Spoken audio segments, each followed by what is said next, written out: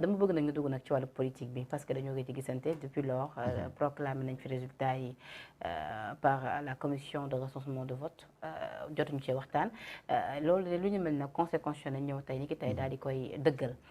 sa gis-gis par rapport ak vote bi après résultat yi ni mu demee gisoon nañ fi la guerre des chiffres mais yu ni mel yooyu yëpp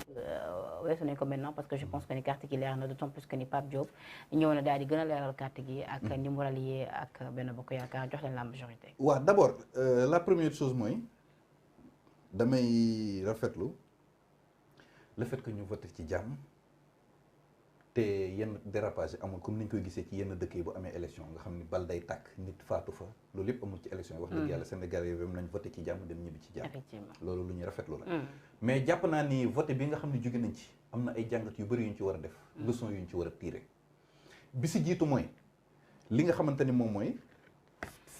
faible participation bi parce que boo xoolee 46,% la donc faible participation bi am na ay leçons yu ñu ci war a tirer. parce que boo xoolee sur les 7 millions de Sénégalais yi inscrits ci fichier électoral bi que 3 millions yi kese ñoo voté donc 3 millions de personnes di décider pour le sort de 17 millions de personnes lu jar a xoolaat la ñaareelu mbir bi mooy boo xoolee élections yi statistiques yi nga xamante ne juridiction yi génnee nañ ko da ngay gis ne bulletin nul nombre de bulletins nuls yi dafa bëri trop 20 697 bulletins nuls yoo xamante ne am na ci élections yi loolu lan lay démontrer day démontrer ñaari mbir bi si jiitu mooy am na Sénégalais yu mënul voter pend waaw am na Sénégalais yoo xam ne ba léegi mënuñu voter dëgg la am na ci ñoo xam ne bu ñu duggee ci isoloir bi fa la ñuy bàyyi enveloppe bi au lieu ñu ñëw génn ñëw dugal ko parce que isoloir bi mooy li ñu tuddee bañ gàccee da nga fa boo jëlee bulletin da nga fa war a dugg pour sélectionner bi nga jël dugal ko ci enveloppe bi tëj yeneen yi nga sànni ko ci poubelle bi soo génnee nag ñëw ci urne bi dugal fa enveloppe bi mais am na Sénégalais yu mënul voter am na ñoo xam ne ci isoloir bi la ñuy bàyyi enveloppe bi ñi ngi def pourtant ay bayaade ci wàllu publicité di ko jàll ay RTS mais est-ce que jàll na ni mu war a jàllee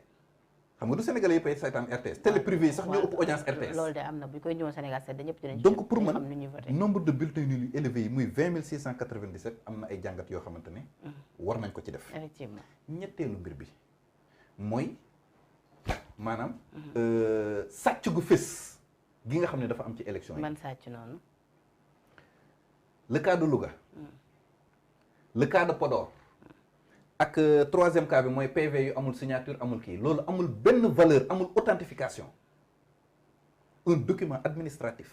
boo xam ne amul signature amul tampon penn amul benn valeur loolu kenn war ko considérer waaye ma xamul ma jaaxal mais boo jëlee le cas de Louga waaw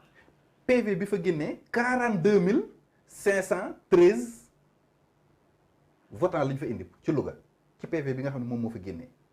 mais ba ñu gisee commission nationale de recensement des votes di joxe seen résultat 45 513 voix lañ ci gis léegi plus de 3000 voix yu fan la jóge c'est une interrogation bu sampu ñu war ci indi waroon ci indi ay leeral mais malheureusement indiwul ci ay leeral conseil constitutionnel programme de les résultats définitifs bu fekkoon ni dafa wàññeeku ñu ne fee 45 000 ñu ñëw ñu wàññi ko fii ñu comprendre ne kon am na ay vote yoo waaw xamante man ni xamul ma jaaxal grand dans tout ça xam nga da nga ko bañ ba wax ko léegi nga ni dafa am ay ci tënk njuuj njaaj yi nga xamante ni mun nañ ko nemmeeku ci élection yi ginnaaw ba ñu rafetloo niñ ko amalee ci jàmm ak salaam tabal tàkku fi ci kàttanu yàlla ma bëggoon tamit foofu am sa gis-gis ci ni jàppoo ni bu fekkee ni dëgg la ni am na ay njuuj njaaj ci am et que ñu vérifier ko ñoom it à la source am ci ay preuves yu dëgër mais pourquoi ñu bañ a décider déposer recours parce que dégg nañ keroog seen conférence de presse bi ñoom l'intercoalition yooyu wala ñu duñ déposer recours joxe motif nag que ni wóoluwuñu li nga xamante ni moo di les 7 sages yu nekk foofee ci conseil constitutionnel waaw bon déjà da nga naan du ñëpp def recours mais ay recours am na par exemple ku mel ni Cheikh Alassane Sène déposé na recours waaw mais conseil constitutionnel daf ko débouté waaw ensuite yeewi wala boobu noonu ba ñu demee ci commission nationale de recensement des votes defoon nañu ay observations mais peut-être que dañ ci tenirul en compte gis nga lii ay interrogation la yoo xam ne sénégalais yi ñoo bëgg ñu leeral leen l'administration électorale leeral leen ci mais ba ñu bëggee mu leer tamit ñoom ñi nga xam ne ñoom ñoo demoon ci élection bi ñoom dañoo waroon bëgg mu leer déposer seen recours conseil constitutionnel saytu bi dem bi jox leen dëgg waaw wala bu leen leeree ni man de su ma nee ni fii dafa am ay ñun njaaj dama koy topp ba mu sës waaw bu leen leeree du ma jëfeen luñ ci mën mais commission nationale de recensement vote boo xam ne day valider PV bu amul cachet amul signature bureau de président bureau de vote bi kooku mën nga yaakaar ci moom grand chose. c'est-à-dire nag grand xam nga fan la yombee ci gis-gisu ñenn ñi c'est-à-dire ñoom ba ñu dénoncé li nga xamante ni mooy ñoom lañ dippee bourrage d'urne foofee dans le nord. ñu gis également après la réplique bi nga xamante ni ñoom les leaders apporté nañ ko ñoom ñu nekk foofu ñoom Aïssata Tall Sall les Cheikh Oumar Anne et autres ba Cheikh Oumar Anne sax wax ni dañ déposer ab plainte ci kàddu yi nga xamante ni ñoom opposition bi yëkkati nañ ko jëmale ko seen kaw. mais pourquoi c'est-à-dire après opposition bi ñoom décider comme ça du jour au lendemain ni finalement sax dañuy bàyyi loolu yëpp ci suuf duñ déposer recours duñ def plainte duñ def dara dañuy toog jàpp seen ñaambu. waaw xam nga conseil constitutionnel dafa am loo xam ne da ko habitué Sénégal yi moo tax wóolootuñ ko lu nguur bëgg lay def pourtant résultat provisoire ba ko commission nationale de recensement des votes bu génnee ñi Sénégal yëpp dañ ñëwoon conseil constitutionnel da bu leen yaakaar mu changé ci grand chose te exactement loolu la ñëw def mais pourtant grand ba conseil constitutionnel joxee dëgg ci liste départementale bu Dakar waaye askan wi ñëpp dañoo applaudir. comparaison n'est pas raison. lu tax. waaw li tax comparaison n'est pas raison mooy man mënuma comprendre te li ma lay wax nit du man maa ko wax de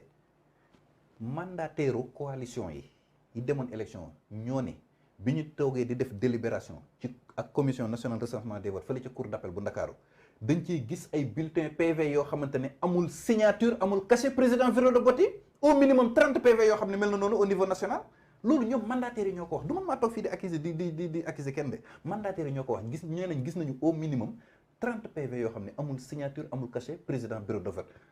te pourtant dañ ko valider waaye léegi naka nga mën a valider PV bu amul cachet amul président bureau de vote moo tax ma ne la élection yi sàcc da ci am parce que sàcc weesuwul nombre de vote Louga yi ñu yokk ko te ba léegi indiwuñ ci élection explication bu leer ba pare mais sàcc boo ko jàppee grand da nga ko yóbbu ci yoon. waaw mais ki war a redresser. pourquoi tamit nga sàcc leen pare yow yi ma gis am ful la ba bëgg a dee. xam nga li ma lay wax nii ci déterminé engagé PV baa ñu bëgg bàyyi mu sedd noonu PV baa ngi nii mooy du simple accusation PV boo xamante ne la génnee foofu noonu dañ ne 42 513 voix nga ñëw commission bi délibéré ne 45 513 voix léegi plus de 3000 voix yi fu mu jógee c'est-à-dire bu doon ordre décroissant la mun nañ comprendre ne kon kat am na ay votes yu ñu annulé yu jaarul ak yooyu noonu mais dafa yokk léegi plus de 3000 voix lu muy laaj Sénégalais accusé wu dañuy laaj ñu expliquer ñu leeral ñu 3000 voix yooyu fan la jógee. waaw mais yow da nga le cas de Podor yow da nga accusé déjà yow nee nga déjà Ndiou Ndiaye. non man xoolal. c'est ma position et de l'assume élection yi jàll sàcc da ci am loolu moom loolu moom. alors rapidement nag parce que dañoo gëj a gisante. waaw léegi le cas de Podor foog ñu wax ci. waaw mais fekk waxtu bi tey moo ñu xoj parce que li ñu ramassé ma nag dañoo gëj a gisante. waaw direction des programmes nañu cëralaat beneen 15 minutes parce que c'est dans l'intérêt du débat. d'accord mais dama bëggoon rapidement rek nga ñëw ci beneen point bi la parce que def naa 1 heure et quelque dama bëggoon rapidement nga ñëw ci beneen point. muy également ñoom ba tey l'intercoalition Yewwi Wallu ni ñu bañee bokk ci élection au conseil des collectivités territoriales. waaw xam nga man bi ma gisee loolu dama ne ñii dañoo logique ci seen démarche. Pape Diop mi transhumé fàtte nga ko. non dinaa ci ñëw le cas de Pape Diop ak Pape Djibril Fall ak Thierno Alassane Sall foog ma ñëw ci. rapidement xam nga déjà dañu bëgg logique ci seen démarche parce que bu fekkente ne yow da nga taxaw ne HCCT c'est une institution budgétivore amul njëriñ. paradoxe lay doon nga dem ne da ngay bokk ci élection yi pour mën faa dugg donc ñoom dañu bëgg logique ak seen démarche consistant à dire que institution bi amu fi njëriñ te dañ ko war a supprimer parmi tant d'autres. waaw ñoom sax loolu lañ xam ne. waaw maintenant boo jëlee le cas de Pape Diop man bertuma dama bokk ci ñi nga xam ni demu Pape Diop bertuma officialisé bi mu officialisé day jàppale benn la majorité coalition présidentielle man bertuma parce que bul fàttaliku jamono yi ñu fi lancé traque des biens mal acquis am na ay accusations yu fi jugoon ci Pape Diop. ba jamono yi sax mu weddi woon teggi woon tuuma daal di porter plainte journal bi bindoon loolu. dafa am benn journal bu ne bindoon ne. liste 25 personnalités de l'ancien régime yi nga xam ne procureur spécial bu créé annoncé woon na ko ni daf leen di topp ci liste boobu noonu Pape Diop daf ci bopp du samay kàddu de journal bi ko bindoon ci ay jamono journal bi bind ne am na ñoo xam ne topp ñu leen parce que dañoo remboursé ci suuf te Pape Diop ci la bokk journal bi bindoon ay jamono ni Pape Diop maanaam maa ngi naan Pape Diouf sax di tooñ ne Pape Diop remboursé na 2 milliards c'est toujours journal boobu moo ko doon bind archive yaa ngi fi Pape Diop ci jamono yooyu mu porté plainte pour diffamation weddi tuuma yooyu yëpp yaa ngi may dégg. alors loolu ba mu fi amee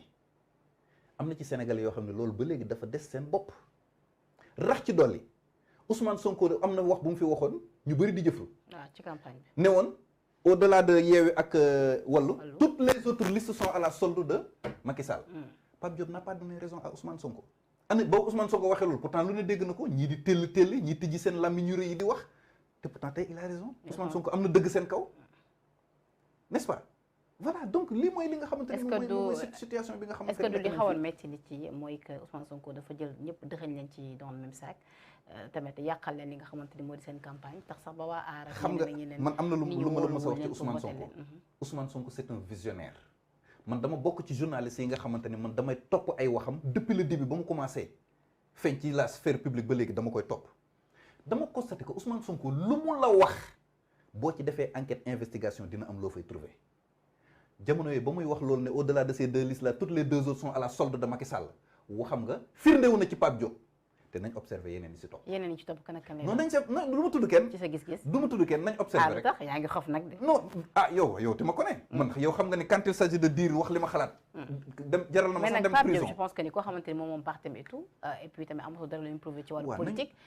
peut-être tamit est-ce que dem moom tamit waroon na. en tout cas c'est l'occasion. du genre su ko neexee mu c'est l'occasion ñu dëggal seen ancrage. xam nga d'accord nga ne Ousmane Sonko la ma waxoon dëgg la Pape Diop firndeel na ko. ñeneen ñi ci des c'est l'occasion ñu wane dëggal seen ancrage ci li nga xamante ni moom mooy opposition. lan moom war a nekk dans ce cas là ëllëg politique Pape Diop. fi ñu toll non moom kay c'est trop tard moom kay moom définir na fa muy dem moom définir na ko woon jël na yoonam. ba pare lu cay topp pour yow président de l'Assemblée nationale. mais nag li may ragal mooy. waaw parce que am na ñu ne Pape Diop vient de signer sa mort politique li may ragal mooy. nguur gi li leen fi dese bëriwul 2024 dina am élection présidentielle.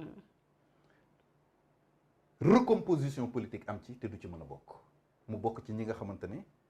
dañuy obligé dem retraite politique wala li daloon jibo ko ci ay temps dal ko loolu laa koy ragal moo tax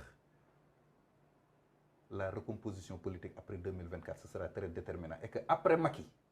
dina xumb lool Penda. d'accord grand nag. alors pour le cas de Pape Djibril Fall. waaw rapidement. Pape Djibril Fall. nu ko nit ñi bàyyi xel ndeysaan dafa am sama benn prof histogéo bu nekk fële ca CM Mathurin ñu koy wax madame Badio sama prof histogéo daf ma doon wax ni saa ñu defee devoir daf ma daan wax ni je sens à toi les qualités d'un bon géographe je sens à Pape Djibril Fall les prémices d'un futur président de la République sama yëg-yëg la mais dama sentir ci moom qualité wu njiitum réew président de la République moo tax ma ne Pape Djibril Fall